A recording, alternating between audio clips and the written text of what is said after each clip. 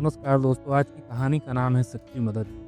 जिसकी मदद कोई नहीं करता, उसकी मदद ऊपर वाला करता है और कभी-कभी इंसान ही उस ऊपर वाले का ज़रिया बन जाता है। कहानी है दिल्ली की सर्दियों की। सुबह थी, लहलहाती ठंड, अंधेरों में हल्की सी धुंध और सड़कों पर धीमी रफ्तार से दौड़ती गाड़ियाँ। उन्हीं गलियों में एक 60 वर्षीय बुजुर्ग जो चाय बेचता था, नाम का बेटा कुछ साल पहले बीमारी से गुजर गया था और बहू और पोते उसे छोड़कर कहीं चले गए थे।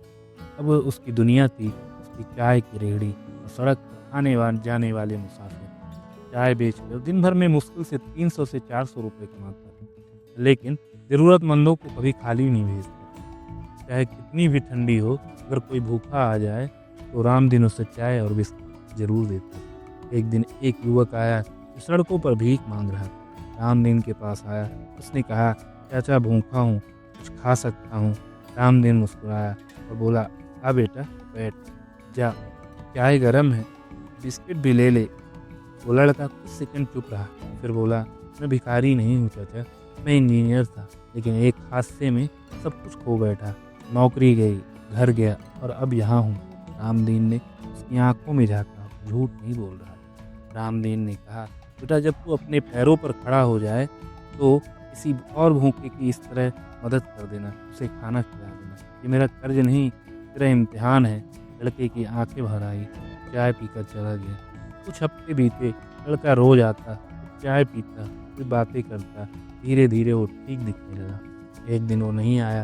अगली सुबह रामदीन को एक लिफाफा मिला। उस पर लिखा था, आपने मेरी ज़िंदगी बदल दी।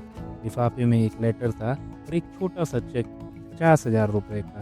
लेटर में लिखा था, मैं अब एक कंपनी में काम कर रहा हूँ। आपने मुझे इंसान समझा जब सबने मुझे भुला दिया था। ये पैसे बहुत नहीं है और शुरुआत आपके नए ठेले की है। रामदीन की आंखें भर आई। ठेला नहीं बदला, लेकिन उस पैसे में उसने 3 और गरीबों को रोज चाय और नाश्ता देने का निर्णय लिया।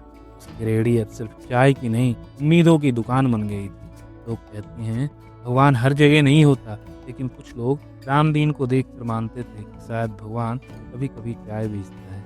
हर इंसान मदद कर सकता है। जरूरी नहीं कि आपके पास बहुत कुछ हो, ज़रूरी ये है कि आपके दिल में करुणा हो, लोगों के लिए दया हो।